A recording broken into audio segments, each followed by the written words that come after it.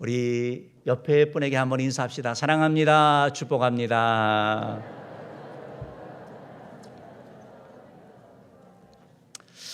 감사합니다. 2부 예배 때는 좀 시간이 없지만 그래도 우리 암송 구절을 또 해야 되겠습니다. 우리 암송 구절, 지난주 암송 구절이 마태복음 11장 28절부터 30절 말씀이었는데 우리 암송하시는 분은 암송하시고 모르시는 분들은 또 보시면서 한번 읽어보겠습니다. 시작. 수고하고 무거운 짐진 자들아 다 내게로 오라. 내가 너희를 쉬게 하리니 나는 마음이 온유하고 겸손하니 나의 멍에를 메고 내게 배우라. 그리하면 너희 마음이 쉼을 얻으리니 이는 내 멍에는 쉽고 내 짐은 가벼움이라 하시니라. 마태복음 11장 28절부터 30절 말씀. 아멘. 이번 주 말씀입니다. 이번 주 말씀 우리 마가복음 12장 말씀인데요. 우리 같이 한번 읽어봅시다. 시작. 내 마음을 다하고 목숨을 다하고 뜻을 다하고 힘을 다하여 주 너의 하나님을 사랑하라 하신 것이요. 둘째는 이것이니 내 이웃을 내 자신과 같이 사랑하라 하신 것이라. 이보다 더 큰 계명이 없느니라. 마가복음 12장 30절 31절 말씀. 아멘. 하나님 사랑과 이웃 사랑에 대한 계명으로 요약됩니다. 이 말씀도 또 읽으시고 또 암송하시고 묵상하시면서 주의 은혜 누리는 한 주 되기를 축복합니다. 자, 오늘 여러분과 함께 철이 철을 날카롭게 라는 제목으로 이렇게 말씀을 조금 나누려고 하는데요. 여러분, 기독교와 타종교가 갖는 차이점들이 있습니다. 여러 가지 차이점들이 있지만 그 중에 하나는 기독교는 구원을 먼저 주시고 시작한다라는 거예요. 다른 종교는 끝까지 가봐야 된다고 얘기를 해요. 죽어봐야 안다라는 거예요. 우리의 선행, 왜냐하면 우리의 행위에 우리 인간에 의존하기 때문에 나의 행한 그런 착한 일이 악한 일보다 더 많게 되면 나는 구원을 받는 것이고, 그렇지 않으면 나는 벌을 받는다라는 것이 일반적인 그런 모든 세상 종교의 그런 가르침이죠. 그러나 이에 반해서 기독교는 예수를 믿을 때 이미 하나님께서 구원의 선물을 주십니다. 구원을 먼저 주시고 그 다음에 하시는 말씀이 뭐냐면, 그러니까 구원을 받았으니까 구원에 합당한 삶을 살아라. 하나님 자녀답게 살아라라고 하시는 것이 바로 성경의 가르침이다라는 것입니다. 하나님은 그래야 우리가 계속해서 성장하기를 원하시는 것입니다. 우리가 예수 믿고 천국 가는 것으로 만족하는 것이 아니라 우리가 신앙생활을 해나가면서 이 땅을 살아가면서 우리의 믿음의 주요, 우리의 구원자 되시는 예수님을 계속해서 닮아가기를 원하시는 것입니다. 예수님을 닮아서 성장하고 또 풍성한 삶을 누리기 원하시는 것이 바로 우리 하나님의 마음인 것이죠. 그런 측면에서 보면 기독교는 성화의 종교라고 말할 수 있을 것입니다. 기독교는 신앙 공동체에 있는 모든 사람들에게 변화라고 말씀합니다. 예수님을 닮아가라고 얘기를 하고 있는 것이죠. 성장과 성숙을 요구하는 것을 보게 되는 것입니다. 성경은 사람을 세 종류로 이렇게 나누게 되는데, 고린도전서를 보면 세 종류의 사람이 나옵니다. 우리 PPT를 보면 알겠는데요. 고린도전서 2장 3장에 의하면 제일 먼저 육에 속한 사람이 있습니다. 육에 속한 사람이 있고 또 육신에 속한 사람이 있고 신령한 영에 속한 사람들이 있는 것입니다. 육에 속했다라는 것은 거듭나지 않는 사람을 얘기를 합니다. 불신자를 향하여 육에 속했다라고 표현하고 있습니다. 이에 반해서 예수를 믿기는 믿지만 이제 어린아이와 같은 인펜트, 완전히 갓난의 젖먹이와 같은 존재를 향하여 육신에 속한 자다라고 말하고 있습니다.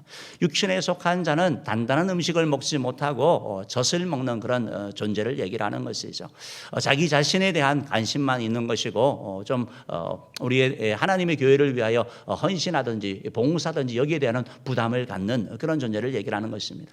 이에 반해서 신령한 자들, 영적으로 성숙한 자들은 바로 우리 신앙생활을 해나가면서 주님을 좀 닮았다라고 표현할 수 있는 그런 존재를 말하고 있는 것입니다. 고린도전서는 이 세 가지 종류를 말하면서 우리에게 바로 육에 속한 사람은 예수를 믿음으로 말미암아 이제 육신에 속한 사람이 되고, 육신에 속한 사람에서 점점해서 자라가라고, 신령한 사람으로 자라가라고 말씀하고 있는 것이죠. 여러분, 신령한 자들은 바로 성숙한 자들인 것이죠.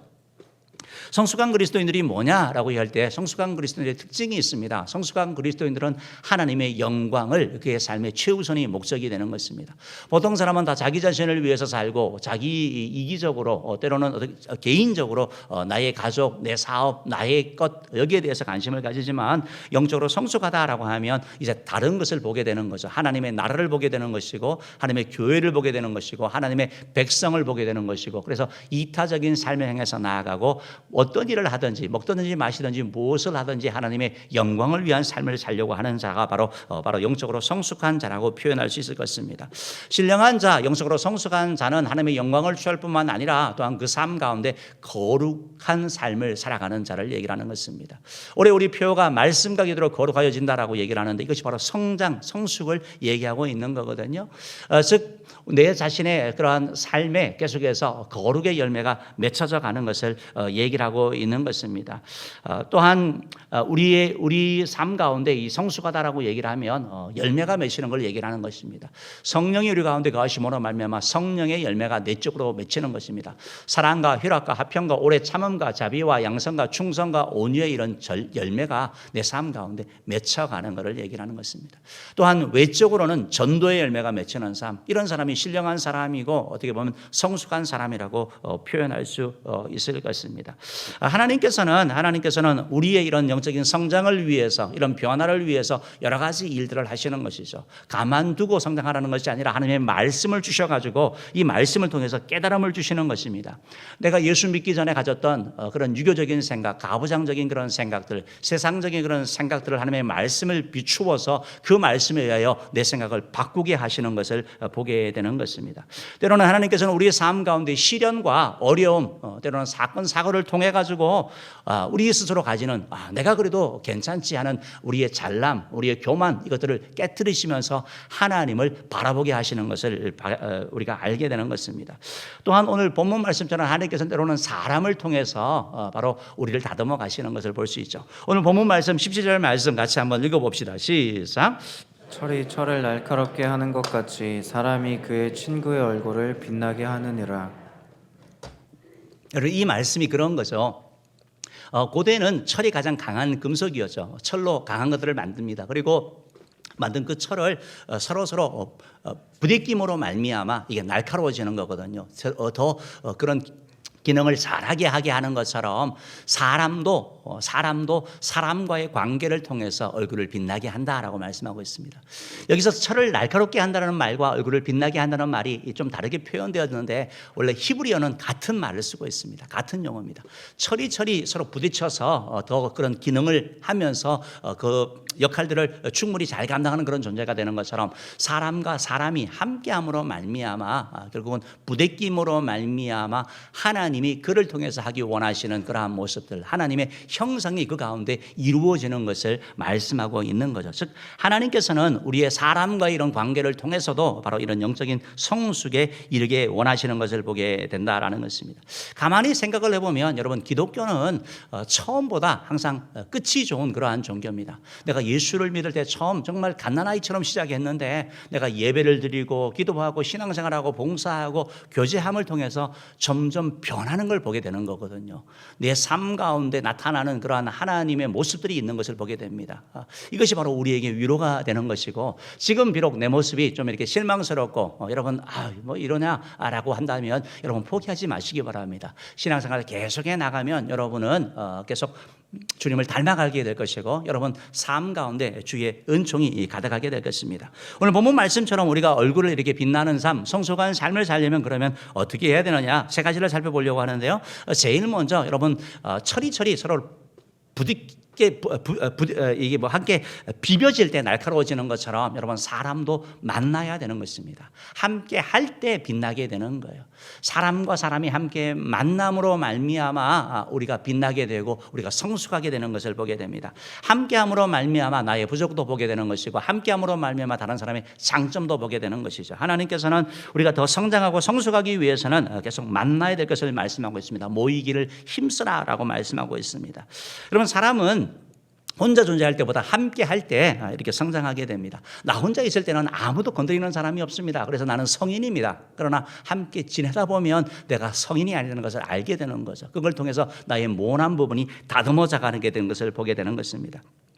여러분, 사람과의 그런 관계가 어떻게 보면 우리 삶에 가장 큰 기쁨도 주고 즐거움도 주죠. 누구와 함께 그런 사랑하는 사람이 있다든지 누군가의 그런 관계가 너무 좋으면 정말 행복합니다. 그러나 이에 반해서 관계가 힘들면 정말 밥맛이 없어지고 잠도 안 오게 되는 것입니다. 이게 관계라는 것이 그런 그걸 가지게 되는 것입니다. 그렇기 때문에 우리에게 기쁨도 주고 또 괴로움도 주고 평안도 주는 것이 바로 관계다, 함께하는 것이다라는 걸 여러분이 기억하셔야 되는 것이죠.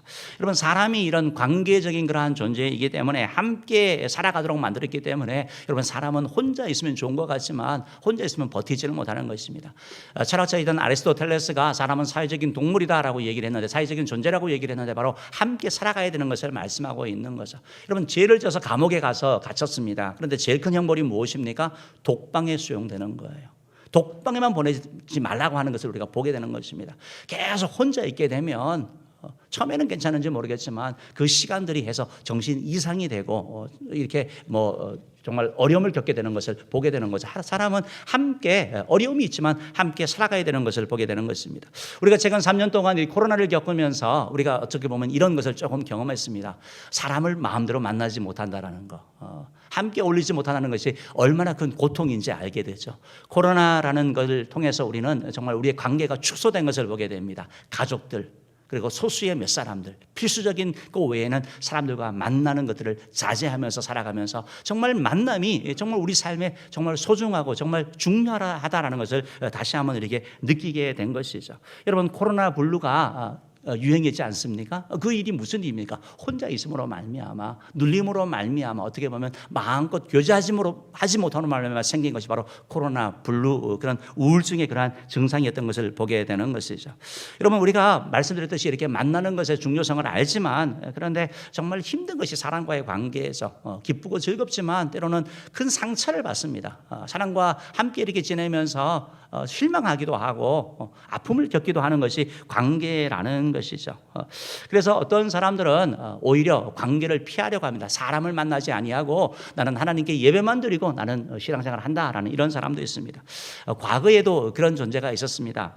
우리 기독교 이런 역사 가운데 3세기 기원전 3세기에 콥트 그리스도인이라고 불렸던 안토니라는 사람은, 이 사람은 청년인데요. 내가 어떻게 하면 하나님을 더 잘 섬길까? 사람과 있다 보니까 자꾸 실망하고 자꾸 흔들리고 하니까 나는 하나님만 바라봐야 될 거야 하고 20년 동안 정말 사막 동굴에 가서 이렇게 지내게 되는 것입니다.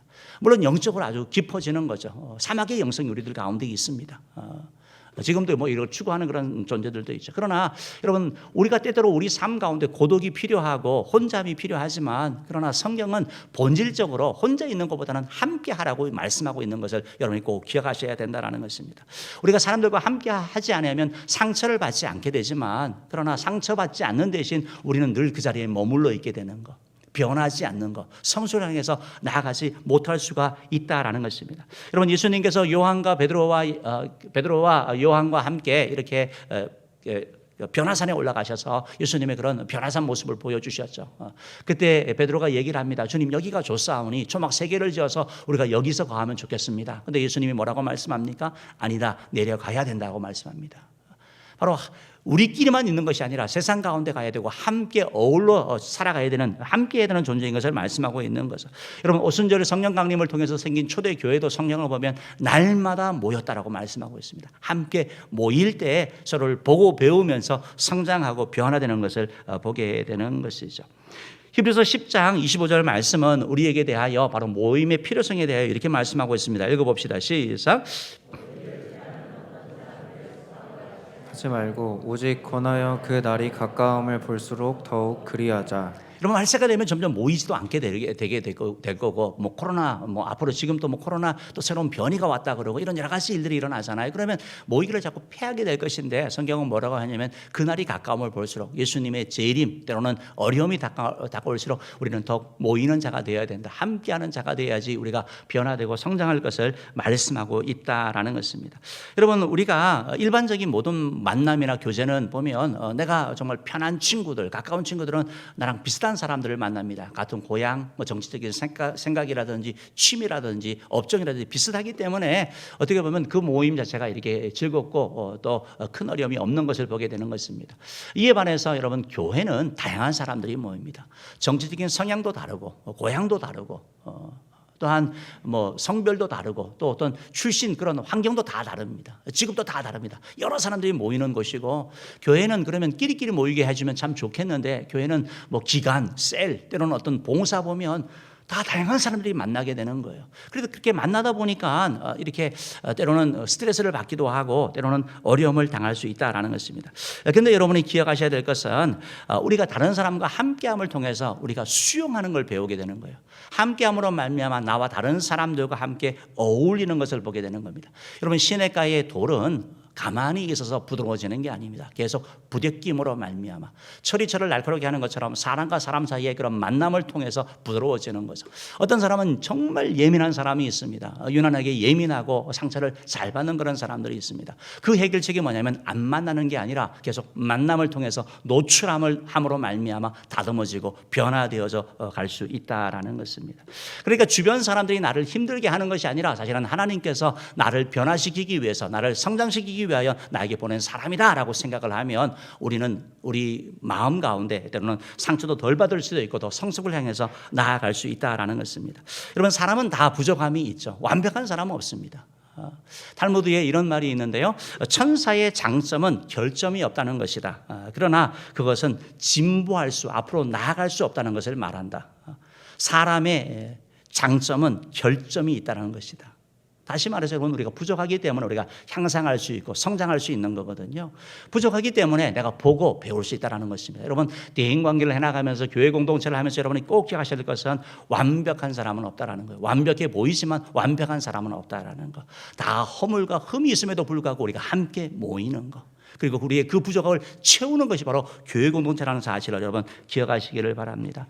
우리가 그렇게 빛나는 사람이 존재가 되기 위해서 계속해서 만나기를 힘써야 되고 또 함께 해야 되는 것인데, 교회 공동체의 이런 만남에 있어서 제일 기본이 되는 게 뭐냐면 여러분, 인사하는 거예요. 미인 대칭하는 거예요. 우리는 서로 다릅니다. 그런데 나랑 뭐 차도 마신 적이 없고 뭐 함께 뭐 밥 먹은 적도 없습니다. 그런데 우리는 그리스도 안에서 한 가족이 되는 것입니다. 은혜교회의 성도라는 그런 공통 부모를 통해 가지고 우리는 한 지체가 되는 것입니다. 그러므로 말미암아 서로 교제를 맺고 함께하기 위해서 우리가 필요한 것은 뭐냐면 인사를 잘하는 거예요. 우리가 지금 성경학교를 하고 있는데 우리 아이들이 지금 아마 예배를 끝나고 하면 아이들을 보면 아마 인사를 잘할 수도 있습니다. 인사 훈련을 하고 있거든요. 우리도 인사가 필요한 거예요. 여러분, 인사라는 것은 우리가 내가 여기서 소속됐다는 것을 인정하는, 나의 존재를 긍정해 주는 거예요. 나에게 행복감을 주는 거예요. 여러분, 인사해 주면 얼굴이 밝아지는 거예요. 빛나는 거예요. 그런데 나를 외면한다 생각해 보시오. 얼굴이 빛나는 존재가 아니라 얼굴이 정말 검해지는 그런 존재가 되는 것이죠. 여러분, 사람과의 관계는 항상 인사로 시작하는 것입니다. 교회 공동체에 미인 대칭하면서 미소 짓고 인사할 수 있는 것, 그 정도는 할 수가 있지 않습니까? 함께 나가면 말미암아 우리가 좀 더 변화되어져 나가고 그리고 그 인사를 통해 가지고 우리가 그 공동체에 더 깊이 소속되는 그런 애가 있기를 주님으로 축복합니다. 두 번째로, 우리가 철이 날카롭게 하는 것처럼 우리가 서로를 빛나는 그런 존재가 되려면 여러분, 만남을 통해서 배울 때 빛나게 되는 거예요. 배워야 되는 거예요. 여러분, 배움의 자세가 있을 때 우리가 성장한다는 사실을 여러분 기억하시기를 바랍니다. 서로 영향을 사람은 항상 주고받게 되어 있습니다. 어느 정도 영향을 받는데 우리가 빛나는 존재가 되려면 여러분이 작정을 하고 받아들여야 되는 거예요. 그냥이 아니라 마음을 활짝 열 필요가 있다는 것입니다. 우리 한자어 가운데, 한문 가운데 이런 용어가 있는데요. 우리 PPT 한번 보여주십시오. 금묵자흑, 근주자적이라는 것이 있습니다. 먹을 가까이 하면 먹물에 의해서 검어지게 되는 것이죠. 인주를 가까이 하다 보면 여러분 당연스럽게 붉은 게 물들 수밖에 없는 거 아닙니까? 즉 누구를 가까이 하느냐에 따라서 우리가 검게도 붉게도 되게 되는 거, 이게 바로 사람이 가지는 그러한 모습이라는 것을 말씀하고 있다라는 것입니다. 여러분, 누구를 가까이 하느냐 참 중요한 것 같아요. 제가 가까이 지내는 우리 동기 목사님 가운데 한 분이, 그분이 참 성품이 진짜 좋으셔요. 진짜 좋고 정말 온유하고 겸손하고, 그래서 우리 조성규 장로님이나 한근희 장로님 이런 뭐 다른 분들도 많지만 두 분만 예로 들겠습니다. 그런 분인데 이분이 무슨 사역을 했냐면 선교를 감당을 하면서 인도네시아 사람들 가운데 우리나라 국내에 들어온 사람들 선교를 했어요. 이미 한 지금이 2020년이니까 또 20년 전에 사역을 한 거죠. 그때는 훨씬 더 열악했습니다. 들어오면요 임금 떼먹는 사람도 많았고요. 공장에서 사고 나면 모른 척하고 막 그런 나쁜 사람들이 너무 많았던 거예요. 이분이 선교하는 일이 주된 일이 뭐냐면 그 사람 대신 싸우는 거예요. 공장에 가서 월급 받아오는 거. 그리고 상해가 나면 그걸 병원에 가고 경찰 가고 막 이런 일들을 계속 하는 거예요. 그러니까 이분이 싸나워지더라고요. 정말요, 정말. 스스로 고백을 하는 거예요. 지금은 아주 다시 더 원래 성품으로 돌아갔습니다. 사역을 해나가면서. 여러분, 우리가 뭘 가까이 하느냐에 따라서 우리가 영향을 받게 된다라는 거. 어느 정도 받는데 우리가 빛나는 존재가 되려면 마음을 열어야 되는 거예요. 어떤 사람을 보면서 좋은 점이 있으면 우리가 닮으면 되는 겁니다. 나쁜 부분이 있으면 반면교사로 삼으면서 그걸 멀리하면 되는 것이죠. 우리가 의지적으로 노력하지 않으면 자연스럽게 물드는 것이죠. 유명한 그런 얘기가 있지 않습니까? 알코올 중독자 가정에 도박 중독에 빠지고 그래서 뭐 맨날 술, 도박 그러면서 폭력을 행사하는 아버지 밑에 자란 자녀들. 그런 환경 가운데 자라면서 자녀들이 다 어릴 때 울고 우리는 저런 사람 되지 말아야지 하는데 그중에 한 사람은 아버지와 똑같은 그런 존재가 된 거죠. 사람들이 와서 묻습니다. 왜 그렇게 되었느냐? 내가 자라는 환경이 그러고 보고 배운 게 그거니까 아버지의 유전자를 물려받았으니까 나는 이렇게 될 수밖에 없었다라고 얘기한 반면에 또 한 사람은 정말 신앙인이 된 거죠. 똑같은 환경이었지만 나는 그런 모습이 되지 않기 위해서 술, 뭐 어떤 도박 아예 쳐다보지도 않고 내가 하나님께 나아갔더니 이런 존재가 되었다라는 거예요. 여러분, 우리가 환경을 탓할 수도 있고 또 환경에 영향을 받는 것이 사실이지만 더 중요한 건 뭐냐면 우리의 의지라는 거예요. 우리가 열려 있으면 배우는 부분에 있어서 좋은 것은 배우고 좋지 않은 것은 우리가 밀쳐낼 때 우리가 성장하게 된다는 것입니다. 여러분, 우리가 교회 공동체를 이렇게 지내면서 정말 얼마나 훌륭한 분들이 많습니까? 정말 훌륭한 장로님, 훌륭한 집사님, 훌륭한 권사님, 훌륭한 성도님들이 계시거든요. 한 분 한 분이 너무 귀하다는 거예요. 그렇다 그래서 훌륭하다는 말이 그분들에게 결점이 없다라는 게 아니에요. 단점이 없다라는 게 아니에요. 여러분, 좋은 거를 배우시면 되는 거예요. 그분에 있는 좋은 거, 완벽한 게 아니라 그분에 있는 좋은 것을 배우게 되면 우리가 성장하게 되고 앞을 향해서 나아가게 되는 거죠. 여러분, 오늘 성경 말씀은 27절에서 다시 한번 우리에게 이렇게 말씀하는데요. 철이 철을 날카롭게 하는 것처럼 사람이 친구의 얼굴을 빛나게 한다. 함께함으로 말미암아 빛나는 존재가 되는 것, 함께함으로 말미암아 배울 때 변화되는 것을 말씀하고 있다라는 것입니다. 히브리서 10장 24절 말씀은 우리에게 서로 돌아보아 사랑과 선행을 격려하며 함께 모여서 그냥 모이고 노는 데서 그치는 것이 아니라 서로 돌아보고 사랑과 선행을 격려하면서 주님 앞에 주님이 기뻐하는 그런 존재로 향해서 나아가는 존재가 되라고 말씀하고 있는 것이죠. 여러분, 사람들 가운데 이렇게 정말 하나님께서는 이런 사람의 관계를 통해 가지고 우리를 변화시키는데 때로는 친구를 통해서, 때로는 부모님을 통해서, 때로는 스승을 통해서, 때로는 여러 배우자를 통해서도 우리를 변화시켜 나가는 거예요. 우리를 변화시키는 그런 여러 가지 모습이 있습니다. 제일 먼저 다윗과 요나단을 이렇게 보면 구약 인물 가운데 여러분 다윗이 있죠. PPT를 보여주시면 더 좋겠죠. 그래서 다윗이 있는데 여러분, 다윗이 어떻게 보면 왕이 돼야 되는데 여러분, 그 고통이 너무 그 기간이 너무 긴 거예요. 사울왕은 계속해서 죽이려고 하고 그런 것들 때문에 쉽게 포기할 수 있는 거죠, 사실은요. 그런데 그때 누가 도와주냐면 요나단에는 친구가 도와주는 거예요. 좋은 친구가 있어가지고 정말 그를 함께함으로 말미암아 그의 얼굴이 빛나는 이스라엘이 정말 위대한 왕이 되게 하는 것을 볼 수 있습니다. 사무엘상 23장 16절 말씀에 보면 이런 말씀이 있죠. 한번 읽어봅시다. 시작. 사울의 아들 요나단이 일어나 숲풀에 들어가서 다윗에게 이르러 그에게 하나님을 힘있게 의지하게 하였는데, 여러분, 그에게 하나님을 힘있게 의지하게 하는 존재, 이게 최고의 친구예요. 나를 믿으라가 아니고 하나님을 바라보게 하는 존재, 하나님을 의지하게 만들면 여러분 뭐가 문제가 되겠습니까? 낙심되고 어려운 일이 생기지만 다시 일어나게 되는 일이 뭐냐? 하나님을 바라보게 하는 거. 여러분, 요나단이 다윗에게 이 일을 하게 된 거예요. 다윗이 요나단에게 한 게 아니고 요나단이 낙심 가운데 있는 다윗에게 말하면서 하나님을 힘있게 의지하게 하는 거. 하나님이 일하신다, 하나님이 통치하신다, 하나님이 너를 세우실 것이다 라고 계속해서 격려하게 되는 것을 보게 되는 거죠. 이런 좋은 친구가 있는 거 얼마나 귀합니까? 이 친구를 통해서 다윗은 이렇게 빛난 존재가 된 것이죠. 다음 PPT를 이렇게 보여주시면 여러분, 선생님을 통해서 빛난 존재죠. 바로 헬렌 켈러거든요. 헬렌 켈러는 보지도 못하고 듣지도 못하고 말하지도 못하는 삼중고를 겪었잖아요. 저는 헬렌 켈러가 당연히 저러니까 여러분 비판적이 되고 반항적이 될 수밖에 없는 거예요. 이런 시절에. 그런데 저는 헬렌 켈러가 누구를 만납니까? 앤 설리반이라는 선생님을 만나지 않습니까? 선생님을 통해서 저는 빛나는 존재로 바뀌게 되는 거. 이런 만남이 얼마나 중요한지 모릅니다. 다음 PPT를 이렇게 보여주시면 여러분 마라톤이라는 저는 영화가 있었는데 우리나라 영화인데요. 저 영화도 실화를 바탕으로 하고 있는 거예요.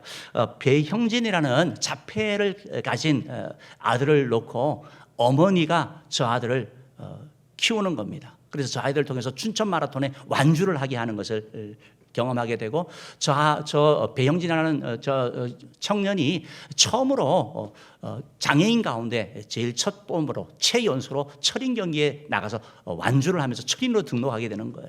이걸 갖고 책을 썼고 그 내용을 가지고 마라톤이라는 영화를 만드는 겁니다. 여러분 어머니가 저 역할을 감당한 거죠. 어머니가 빛나게 한 거죠. 포기할 수 있지만 보통 사람은 내려놓겠지만 그러나 어머니의 사랑으로 세운 것을 보게 되는 거죠. 다음 PPT를 이렇게 보여주시면 잘 외국 사람이니까 우리가 잘 모르지만 아이작 뉴턴과 에드먼드 헨리라는 그러한 분인데요. 아이작 뉴턴은 우리가 잘 알죠. 만유인력 법칙을 발견한 사람. 그런데 이 만유인력 법칙을 발견하는데 혼자 있은 게 아니라 영향을 준 사람이 있었다라는 거예요. 여러분 뭔가를 할 때 우리가 계속 실패를 하면 역시 낙심하게 되고 포기하게 되는 거예요. 그러나 그때 계속 교제를 하면서 힘을 준 사람이 누구냐면 헨리 행성이라는 걸 들어보시지 않습니까? 저 바로 헨리라는 사람이 그에게 격려해주고 또 기초도 제공하고 함께 세워진 그런 좋은 어떻게 보면 같은 역할을 감당한 그런 존재가 되었다라는 거예요. 때때로 우리도 뭐 때려치고 싶은데 함께하는 그런 동료가 함께하라고 버티라고 해가지고 지나봤더니 승리하게 된 걸 보게 되는 거예요. 저는 좋은 그런 관계가 있었던 것을 보게 되는 거죠. 마지막으로 이제 하나 보고 싶은 것이 바로 저것도 영화인데요. 아메리카 언더독이라는 그러한 영화예요. 언더독이라는 것은 운동선수 가운데 후보군을 얘기를 하는 거예요. 그러니까 잘 하지 못하는 그런 사람들인 거예요. 저 아메리카 언더독도 역시 실화를 바탕으로 한 영화인데요. 저 영화의 주인공이 커트 워너라는 그러한 사람이거든요. 그러니까 저분은 대학을 졸업을 하고 나서 미국 풋볼 그 팀에 아무도 자기를 선발하지 않는 거예요. 그러다가 결국은 풋볼은 실외에서 하는 거잖아요. 그런데 실내 경기하는 그 팀으로 들어가게 되고 어려운 가운데 슈퍼 점원도 하고 이런 과정을 거치는 거예요. 그랬던 저분이 옆에 있는 저분들은 실제 부부거든요. 저 여자를 만남으로 말미암아 믿음의 여인을 만남으로 말미암아 믿음도 갖고 또 강인함을 갖게 되는 거예요. 그래서 저분이 10년의 그런 짧은 기간 동안 미국 풋볼에서 하면서 MVP를 2번을 했고 슈퍼볼을 했고 슈퍼볼에서도 또 MVP를 하고 어쨌든 그런 짧은 기간이었지만 탁월한 존재가 된 거예요. 저분이 이제 자기 부인에 대하여 되게 많이 얘기를 해요. 저분은 처녀총각이 만난 게 아니에요. 싱글맘과 만난 거예요. 저 여자분 이름이 브랜디라는 분인데 저분은 결혼을 해가지고 남편하고 이렇게 사는데 남편이 바람이 나서 결국 가정이 깨어지죠. 아이가 둘 가진 그런 싱글맘입니다. 그 싱글맘을 이렇게 만났는데 뭐에 끌리느냐? 강인함에 끌리는 거예요. 첫째 아이는 아이가 둘 있는 뿐만 아니라 첫째 아이는 또 장애를 안고 있어요. 그 장애가 왜 생겼냐 했더니 전 남편이 아이를 떨어뜨렸는데 그것을 제대로 치료를 하지 않아서 결국은 문제가 생긴 거죠. 병원에 갔을 때 아이가 살지 못한다고 했는데 그 가운데 아이를 살려냅니다. 의사가 얘기를 하면서 아이가 살지만 아이는 보지 못할 것이고 아이는 걷지 못할 것이고 말하지 못할 것이다 하는데 아이가 말하게 하고 걷게 만드는 거예요. 어려움은 역경을 계속 이겨내는 겁니다. 가난하지만 어렵지만 그 가운데 이겨내는 그런 걸 보여주는 거죠. 계속 공부하게 하고 나아가는 거죠. 이 여인을 만남으로 말미암아 어떻게 보면 커트 워너라는 사람은 영향을 받는 거예요. 그래서 내적으로 강해지는 거죠. 여러분 재능이 많지만 정말 무너지는 사람이 얼마나 많습니까? 그런데 누가 해주느냐? 바로 저 아내가 그 역할을 감당하는 거예요. 그러면서 저분들이 그런 얘기를 하는 인터뷰하는 그런 내용이 있는데 운동을 하면서 계속 고민하는 거예요. 내가 왜 여기 지금 이렇게 있고 하나님이 정말 무엇을 하고 계시느냐? 왜 내가 이 자리에 있느냐? 포기하고 싶을 때가 많았다라는 거예요. 그때마다 하나님께 기도하면서 버텼다고 얘기를 하고 아내가 그런 얘기를 해요. 나에게는 정말 강인하다고 얘기를 하는데 그 강인함은 어디서 나오느냐? 나의 믿음에서 나온다라는 거예요. 나는 하나님이 나를 사랑하시는 거와 하나님이 나를 향한 계획이 있다는 것을 나는 확신한다라는 거예요. 그러니까 문제가 생겨도 그 문제 때문에 좌절하지 않고 다시 일어나고 바라보게 되는 거. 그것이 주변 사람에게 감동을 받게 하고 도전받게 하고, 그래서 저 남편이 훌륭한 그러한 풋볼 선수로 이렇게 쓰임 받게 되는 것을 보게 되는 것입니다. 여러분, 우리가 만남을 통해서 이게 빛나는 존재가 되려면 받아들여야 되는 거예요. 여러분, 아무리 뛰어난 사람이 우리에게 말한다고 우리가 거부하면 되지 않습니다. 이런 말이 있죠. 우리가 소를 이렇게 물가로 끌어갈 수는 있다. 그러나 먹이지는 못하는 거죠. 여러분, 하나님의 은혜가 우리 가운데 있지만 우리가 좋은 땅이 되어서 받아들일 때 우리가 성장하게 되는 거고, 여러 사람들을 통해서 계속해서 말씀이 주어지고 하나님이 나를 통해서 나의 이 모난 부분을 다듬기 원하시고 나를 더 빛나게 하고 싶고 그래서 나를 사용하기 원하시는데 우리가 계속 거부하면 쓰임받지 못한다는 것입니다. 바라기는 저와 여러분이 우리의 마음문을 열고 또 이렇게 배움으로 말미암아 정말 빛나게 되는 그런 애가 있기를 주님으로 축복합니다. 세 번째로, 우리가 이런 빛나는 존재가 되려면 만남을 통해서 여러분 가르칠 때 배울 뿐만 아니고 만나야 되고 또 배워야 되고 가르칠 때 여러분 빛나게 됩니다. 여러분, 아이들에게 공부를 하면서 어떤 것을 정확하게 이해했느냐라고 물을 때 제일 좋은 방법은 뭐냐면 가르쳐보라고 얘기를 하는 겁니다. 동생에게 가르쳐보라고 얘기를 하면 정확하게 알면 정확하게 가르칩니다. 근데 모르면 못 가르치는 거예요. 가르침이라는 것은 여러분 말도 있지만 삶도 있는 거예요. 항상 말과 삶을 통해서 우리가 가르쳐 나갈 때 변화가 일어나게 되고요. 성경은 계속해서 우리에게 가르치라고 말씀하고 있습니다. 예수 그리스도를 가르치고 예수 그리스도의 교훈을 가르치라고 말씀하고 있는 거죠. 히브리서 12장 5절부터 6절 한번 읽어봅시다. 시작. 내 아들아, 주의 징계하심을 경히 여기지 말며 그에게 꾸지람을 받을 때에 낙심하지 말라. 주께서 그 사랑하시는 자를 징계하시고 그가 받아들이시는 이들마다 채찍질 하심이라 하셨으니. 여러분, 이 말씀을 보면서 이상하지 않으세요? 하나님께서 하나님의 원수를, 하나님의 백성을 괴롭히는 자를 징계하고 채찍하는 게 아니래요. 누구를요? 자녀를 한대요. 왜 이렇게 하시는 거죠? 성장이에요, 성장. 변화예요, 변화. 빛나게 하기 위해서 우리를 다듬으시는 거라고요. 이 사실을 꼭 기억하셔야 되는 거예요. 그래서 하나님께서 때로 우리 삶 가운데 이런 시련이나 어려움이 올 때 원망불평할 것이 아니라 이 일을 통해서 일하실 주님 이 일을 통해서 무엇을 하기를 원하시고 이 일을 통해서 나에게 어떤 선물을 주십니까? 라고 하면 여러분 마음의 자세가 달라지고 우리가 잘 견딜 수 있는 거예요. 잠언에도 우리가 자녀와 관련되어서도 이런 말씀이 있는데요. 22장 15절 한번 읽어봅시다. 시작. 아이의 마음에는 미련한 것이 얽혔으나 징계하는 채찍이 이를 멀리 쫓아내리라. 여러분, 아이의 마음에 미련한 게 있으면 채찍으로 때리라는 말이 아니라 가르치라는 거예요. 그것을 끊게 하라는 거예요. 죄가 얼마나 무섭고 그 나쁜 습관이 인생을 어떻게 이끌어가는지에 대하여 명확하게 가르치고 그걸 끊어버리게 하라고 말씀하고 있는 거예요.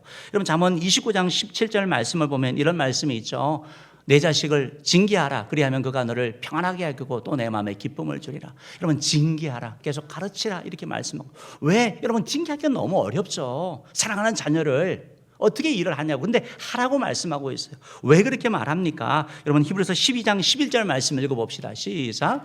무릇 징계가 당시에는 즐거워 보이지 않고 슬퍼 보이나 후에 그로 말미암아 연단받은 자들은 의와 평강의 열매를 맺느니라. 여러분, 징계가 너무 힘들어요. 하기가요. 마음이 안 좋아요.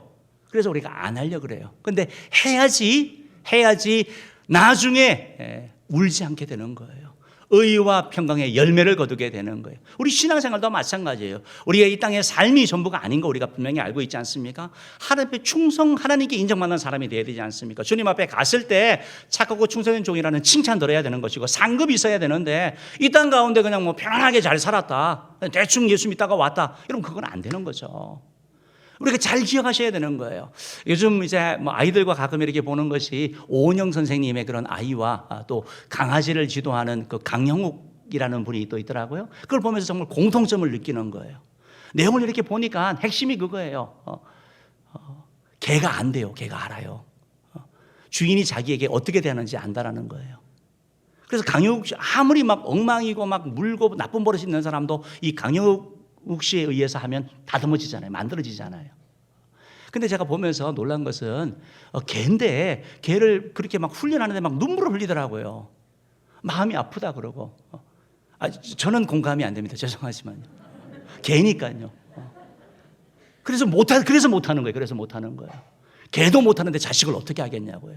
어떻게 낳은 자식인데, 어떻게 기른 자식인데, 하나 둘이니까요. 근데 여러분, 우리 옛말에도 있지만 귀한 자식일수록 엄하게 키우라는 말씀이 있습니다. 내가 여러분 징계하지 아니하고 내가 교육하지 아니하면 의와 평강의 열매 거두지 못하는 거예요. 그래서 하나님은 우리에게 일을 하라고 말씀하고 있는 거예요. 그래서 우리가 가르치면서 나아가야 되는 거, 가르치면서. 뭘 가르치냐? 말씀드렸듯이 예수 그리스도를 가르쳐야죠. 예수 그리스도의 복음을 가르쳐야죠. 가장 중요한 예수 생명을 가르쳐야죠. 예수 생명이 들어가면 여러분 예수를 만나게 되면 사람이 바뀌게 되는 거예요. 빛나는 존재가 되는 거예요. 내 삶의 가치를 알게 됩니다. 목적을 알게 됩니다. 태도가 달라지게 되는 거. 예수 그리스도를 알게 하는 거. 예수 그리스도를 소개하는 거. 복음을 가르치는 일이 너무 중요하고 예수님의 가르침을 하는 거. 여러분 우리가 아는 것처럼 예수님의 제자들 별로 별 볼 일 없는 사람들이었잖아요. 어부고 어떻게 보면 그런 사람이 그러나 그들이 예수님을 만남으로 말미암아 정말 빛나는 존재가 되었던 거. 바로 예수님을 만날 때 이런 일들이 일어나게 되는 것을 우리가 보게 되는 거죠. 예수님을 가르칠 뿐만 아니라 예수님을 만나게 할 뿐만 아니라 복음을 가르칠 뿐만 아니라 예수님의 가르침 두 가지 나누려고 하는데요. 마태복음 11장 28절 29절 한번 읽어봅시다. 시작. 수고하고 무거운 짐진 자들아 다 내게로 오라. 내가 너희를 쉬게 하리라. 나는 마음이 온유하고 겸손하니 나의 멍에를 메고 내게 배우라. 그리하면 너희 마음이 쉼을 얻으리니. 아멘, 아멘. 여러분 예수님께서 내게 오라고 말씀하고 계셔요. 수고하고 무거운 짐 지고 같이 있지 말라는 거예요. 내게 와서 짐을 내리라고 말씀하고 있는 거예요. 오늘 오신 여러분 무거운 인생의 짐, 경제적인 짐, 건강의 짐, 사업에 이런 짐이 있죠. 주님이 내게 온 자 내려놓으라고 말씀하는 거예요. 내려놓으시기를 축복합니다. 내려놓으시라는 거예요. 주님께 맡기라는 거예요. 그리고 주님이 행하시는 것을 보라고 말씀하고 있습니다. 그러면서 예수님이 이렇게 말씀하죠. 나는 마음이 온유하고 겸손하다. 여러분 우리 자녀들에게 가르쳐야 될 것이 뭐냐면 우리 인품이죠. 바로 온유와 겸손이죠. 여러분 세상은 온유하지 않습니다. 싸납습니다. 근데 우리가 온유를 가르치는 거죠. 겸손한 것이 아니라 세상은 내가 최고고 내가를 주장합니다. 그러나 성경은 예수님의 삶, 바로 예수님의 인격, 바로 겸손을 가르치라고 말씀하고 있어요.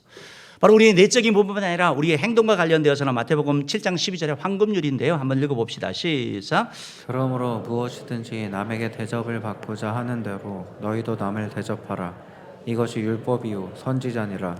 예, 내가 싫은 거 남에게 하지 말라는 거예요. 남에게 대접받고자 하는 대로 너희를 남을 대접. 존중받고 싶으면 존중하게 대하는 것이고요. 무례하고 막 무시하고 없다고 내가 상한 가운데 그렇지 않으면 똑같은 일이 있는 거죠. 내가 원하지 않는 일 하지 말라는 거. 이게 관계에 대한 예수님의 절대적인 법칙을 말씀하는 이걸 가르쳐야 되는 거예요. 이 원칙만 가지고 있으면 사실은 삶의 많은 부분들이 해결이 되는 거예요. 원리가 우리 삶에 풀 수 있는 그런 도움을 주는 것이죠. 여러분 우리가 자녀들에게 이렇게 가르치고 또 성도들에게 함께하는 사람들에게 가르치면 여러분 아멘하고 듣지 않습니다. 잔소리가 되기 쉽습니다. 말을 많이 하면요. 예수님은 어떻게 가르쳤습니까? 예수님은 가르치셨거든요. 뭘로 보내시면 본으로 가시죠. 삶으로 가르치셨을 거예요. 그러니까 우리도 이걸 삶으로 살아감으로 말미암아 우리가 빛나게 되는 것이고 그 삶을 봄으로 말미암아 그들이 변함으로 말미암아 변하게 되는 것이죠. 고린도전서 11장 1절 말씀 읽어볼게요. 시작. 내가 그리스도를 본받는 자가 된 것 같이 너희는 나를 본받는 자가 되라. 사도 바울이 고백하거든요. 그리스도를 본받는 자처럼 예수님이 항상 본을 보여주신 것처럼 너희도 나를 본받는 자 보고 따라오라고 얘기하고 있는 것입니다. 여러분 보여주는 게 최고예요. 보여주는 게 최고예요. 예수님께서 사랑해라, 용서해라, 섬겨라 말씀만 하신 게 아니라 제자들의 발을 씻겨주시고 또 하나님과 기도하는 모습 다 보여주셨죠. 보고 배우는 거예요. 그래서 본이 되는 거. 우리가 본이 되다 보면 우리가 성장하게 되는 거, 우리가 빛나게 되고 우리 자녀들도 성장하게 되는 것이죠. 또한 예수님의 가르침을 이렇게 보면 이런 말씀이 있죠. 잠언 27장 6절 말씀 한번 읽어볼게요. 읽어봅시다. 시작. 친구의 아픈 책망은 충직으로 말미암는 것이나 원수의 잦은 입맞춤은 거짓에서 난 것이니라. 여러분 참 힘든 거예요. 예수님은 진실함으로 가르쳤어요. 거짓이 아니에요. 이게 보면 지금 둘을 대조하고 있습니다. 친구와 원수. 잦은 입맞춤은 좋은 얘기예요. 괜찮아, 잘하고 있어. 격려가 아니에요. 격려와 다른 거예요. 이거는요. 속이는 거예요. 분명히 죄를 짓고 도둑질을 하는데 잘하고 있어라고 얘기를 하고 있는 거예요. 하나님 앞에 불순종하고 있는데 잘하고 있다고 얘기하고 있다고요. 그것은 거짓에서 나는 거라고 얘기를 하고 있어요. 그러나 진짜 친구는 말할 수 있는 거죠. 그거 잘못됐다고 말하라. 책망하는 거죠. 그렇게 하면 안 된다고. 그것은 바로 충원, 사랑하는 마음에서 나온다라고 얘기를 하고 있습니다. 여러분 예수님은 우리를 보면서 우리를 보면서 항상 진실함으로 말씀하신 것이죠. 여러분 진실인데 뭐가 또 차이가 나냐면 아이고 나는 그래도 내가 성격이 좀 이렇게 뭐 그래서 그렇지 내가 얼마나 바른 말을 잘하는데 바른 말 잘한다는 얘기가 아니에요. 여러분 에베소서 4장 15절 말씀 읽어볼게요. 시작. 오직 사랑 안에서 참된 것을 하여 범사에 그에게까지 잘할지라. 그는 머리니 곧 그리스도라. 15절 말씀에 보면 사랑 안에서 참된 것을 하여라고 말씀되어 있는데 한다라는 말이 무슨 말이냐면 영어 성경을 보면 정확하게 말씀하고 있습니다. Speaking the truth in love. 그러니까 사랑 안에서 참된 것을 말하는 걸 얘기를 하는 거예요. 말을 하는데 사실을 말하는 거예요. 진실을 말하지만 뭘로요? 사랑으로 말하는 거예요. 그러니까 이 사랑으로 말하는 것은 때와 장소를 가리는 걸 말하는 거겠죠. 그 사람이 나의 말을 듣고 난 사실을 말했지만 그것 때문에 정말 창피하고 자존심 상해하고 상처를 입고 정말 쓴뿌리가 된다면 그건 안 하는 거죠. 기다릴 수 있는 거죠. 그 사람을 세워주기 위한 거. 왜 그 말을 합니까? 그 사람을 위해서 하는 말이잖아요. 우리가 자녀를 양육하면서도 이런 일들이 필요하다라고 말씀하고 있는 것입니다. 수치스럽게 하지 않는 거. 꾸짖어야 되지만 그러나 정말 자존심을 망가뜨리지 않는 것, 노하지 않게 하는 것, 이런 일들이 필요하다라는 것입니다. 사랑하는 성도 여러분, 말씀을 마치겠습니다. 우리가 철이철을 날고르게 하는 것처럼 우리가 서로 빛나는 존재가 되려면 만날 때, 그리고 또한 만나서 배움의 자세, 열려 있어야 하는 것입니다. 또 하나는 바로 가르침으로 말미암아 우리가 가르칠 때 우리가 알게 되고 양육도 마찬가지고 우리 영적인 성숙도 마찬가지입니다. 그런 좋은 본이 됨으로 말미암아 정말 성숙해져서 주님께 쓰임 받고 주의 은혜를 누리는 우리 모두 되기를 주님으로 축복합니다. 제가 기도하겠습니다.